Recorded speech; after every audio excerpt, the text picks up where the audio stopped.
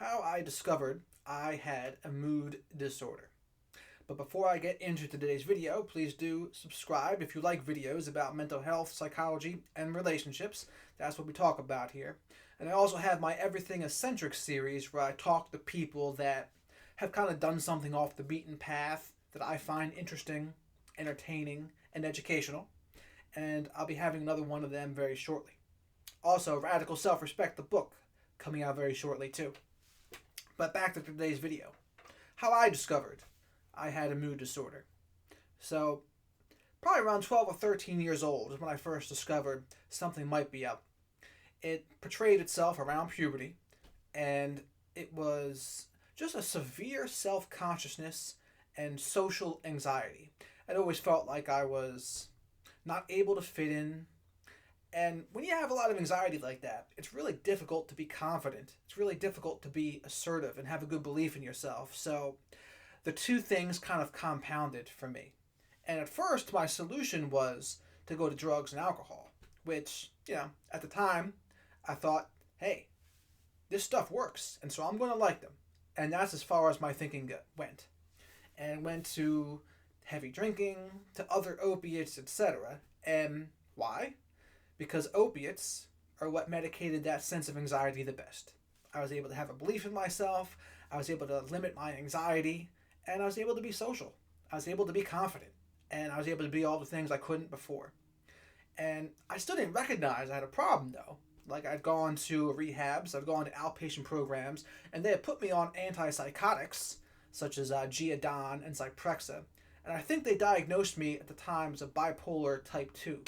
But I didn't stick with that regimen though, because eventually I'd gotten on suboxone, which kind of dually served as a mental health treatment and keeping me away from harder opiates. And when I gotten off of that, the mask was off again, the band-aid was off, and I just went back to having severe anxiety. The only difference was now I was going to NA, and I was determined that if I just did enough steps and if I prayed hard enough and I went to enough meetings and helped out enough people and lived by this really strict regimen I put myself on, I would finally become comfortable in my own skin. And it just never happened. And I really noticed something was up because I would start drinking caffeine, and there was times when I was off of caffeine too. No drugs, no alcohol, no caffeine, no cigarettes, no nothing. I was completely obsessed with my diet. So extremely OCD. And what eventually happened was I'd be drinking a little caffeine with a 5-hour energy. And 5-hour energies have tyrosine, phenylaline, niacinamide, a few of the supplements I take today, and I would notice these things really help me. Like I feel night and day better when I take them because my system was just so sensitive. And I still just thought I had an anxiety disorder at the time. But it wasn't until I started taking other antidepressants that I realized I was actually cycling and rapid cycling from mild depression to hypomanias and back and forth. And I now know I'm probably not even bipolar 2. I might be a little bit of that with a little bit of borderline. And like the doctors, it's really difficult for them to see it. But I'll say this, the distinguishing mark between borderline and bipolar is the unstable relationships and the black and white thinking, the splitting, the thinking someone's all good or all bad, and having a lot of chaos, a lot of drama in their relationships, and perhaps feeling better when you're not in a relationship. And this is for borderline people. And like my bipolar type 2 moods, they would be, I would rapid cycle too fast to officially have it, is what I came to the conclusion of. Like, I would have many moods within the same day, and that's not what bipolar type 2 really is, but it is what borderline is. And so, many people who are borderline, though, they also have anxiety. They also have, obviously, depression. And so, those are the mood disorders I discovered I had had. So, an anxiety disorder, generalized anxiety, social anxiety, and a lot of borderline tendencies. Maybe some bipolar type 2, but I wouldn't have the extreme manias and the extreme depressions that someone with bipolar type 1 would have. And someone who is bipolar type 1, they're going to need some sort of heavy-duty mood stabilizer, maybe an anti-psychotic. So it could be Lamictal, it could be geodon, zyprexa, Abilify, etc. But I don't take anything like that. I take my supplement routine for it, and I take kratom's probably the strongest thing I'll take. But yeah, that's how I discovered it. I discovered it first in puberty. It portrayed itself as severe anxiety, but I also had no self-esteem at the time either, because it's really difficult to be confident when you have anxiety. And I would self-medicate with drugs for a while, and since I had no goals for myself, I had no plans for my future. That's as far as my thinking went. It was, yeah, I'm going to get this good feeling from a drug, and that's it. And in a way, it was kind of freeing to have so little goals in life, to have, that's all it would take to make me happy, was just that one thing. But as you grow up and you get older, some people kind of grow out of that. Not everyone, of course, but some people grow out of it, and they realize, yeah, just a good feeling, that comes and goes. But there's other things that you really need for fulfillment, like a sense of community, friendships, solid mental health, solid sleep, exercise, and diet.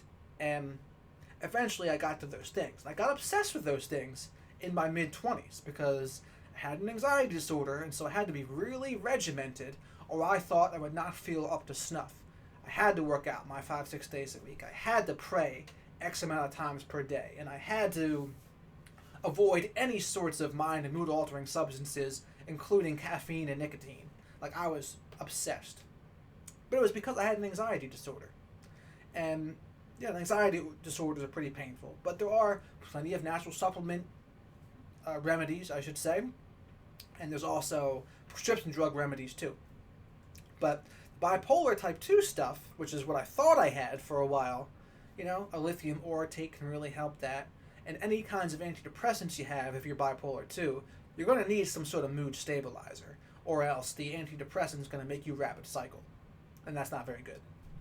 But, yeah, I guess the borderline tendencies came out the most with me in relationships. And so when I was in my mid-20s in particular, I would always get infatuated and obsessed with every woman I would talk to. And every time, without fail, I would kind of build a relationship with a person in my head. And it would cause me to kind of catch feelings preemptively, faster than I normally should. And for a normal person, they kind of let things play out. You see someone a few times, you slowly get to know them, you are a little bit skeptical. But since I was kind of a love addict at the time, I'd be fantasizing about how they can make my life all better. And so, of course, I would develop a premature attachment, and I'd be obsessed with how that other person viewed me. And this is all very codependent as well, of course, but it's what borderline people do too. Is they build an attachment too quickly, and it can be really hot and heavy, absolutely, but it's certainly problematic. It's a love addiction is what it is. It's a fantasy addiction. It's not taking personal responsibility for your own life. It's trying to put your responsibility for someone else's happiness on someone else's life, and that's exactly what I was doing. I was frantically searching for someone to make myself feel better about me, to give me the good feelings I couldn't give myself. And that's exactly what they talk about, the spiritual void in AA or NA. It's a lot of what it was. I was trying to fill a void. And this is something that narcissists and also borderline folks have a really difficult time with, because say they take away all of their things they fill the void with. It's so difficult for them to feel any sort of self-soothing, to be good on their own. And with or without hobbies, with or without medicines or communities, etc. It's just really difficult.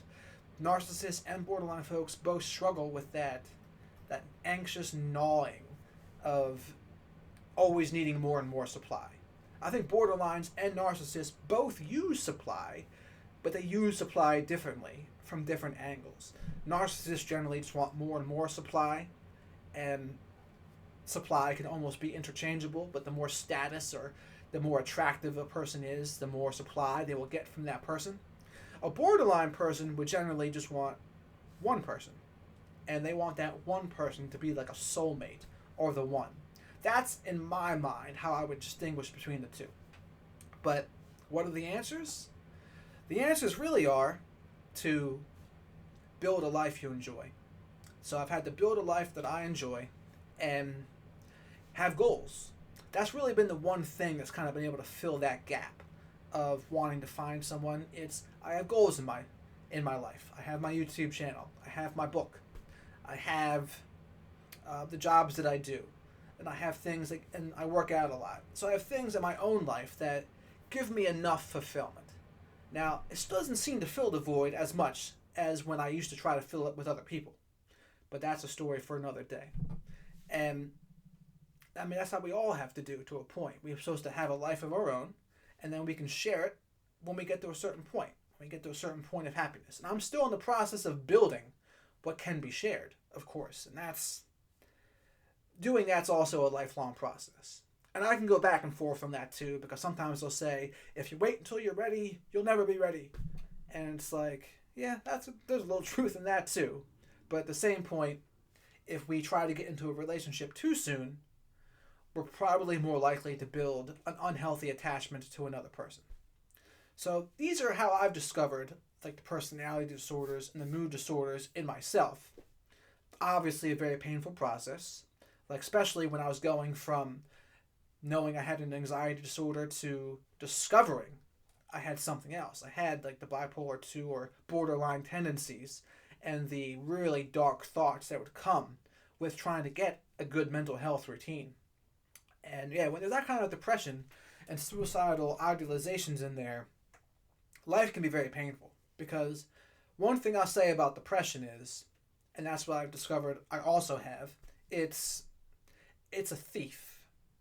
Depression robs you. It has robbed me of joy. It robs me of just happiness. It robs me of living a fulfilled life. I can do all the things that would make a normal person happy, and it still may not work if I'm in a depressive phase. And that part can be pretty discouraging. I mean, I'm noticing more and more winter makes it absolutely worse. But in the springs and the summer and the fall, it's not nearly as bad. And in the wintertime, depression steals a lot from me. Things just don't seem as fulfilled. I don't get as much enjoyment. Life seems to shrink as opposed to in the spring and summer where it seems to expand and the opportunities seem to expand with it. Just all the things you can do in life. And that's the big difference for me. And I probably, when I'm financially able, I should move to a place that has a warmer climate because it drastically affects me.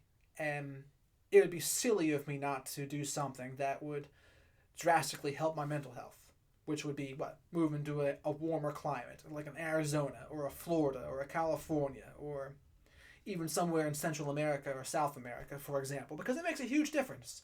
I have my depression gets worse in the wintertime. And it's that way for a lot of people. And it's like, hey, if we are financially able, it's like, why not go to a place where it's going to be better?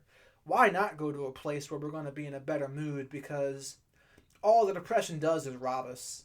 It robs us of joy. It robs us of motivation. It robs us of fulfillment. And like I say to people, we can try to do all the right things, like sleep, diet, exercise, take medicines or supplements, have a community, have a relationship, have friends, have a mission, have goals. And even if we have all of those things, sometimes it's still not going to be enough. It's just kind of the way it is. But when I do all those things, I am the least likely to be upset. And the only exception to this rule is wintertime. In winter, I can still be upset regardless. I can still be not as good as I possibly could be. And maybe it's partly the sunlight thing. I do double my dosage of vitamin D in the wintertime to help combat that. But sometimes that still seems like it's not enough too. But I'd be very curious other people's thoughts on how they discovered they might have a mood disorder. Did you have social anxiety, generalized anxiety, bipolar 2, bipolar 1, or even personality disorders such as borderline or narcissistic personality disorder? How did you discover it? And I don't expect many narcissists to say they discovered it either, because usually they will not admit when they're wrong. But plenty of borderline folks do. They are able to have that kind of self-awareness. But I'd be curious, what's your story of discovering you had a mood disorder? And what did you do about it? Because I don't like to stay stuck in the problems. I like to try to have some solutions. But that's all I have today. I've kind of come out of a little bit of a funk, which is why I had a little 6-day hiatus here. But I'm feeling a little better now. Made a couple tweaks to my routine, and it seems to have helped me.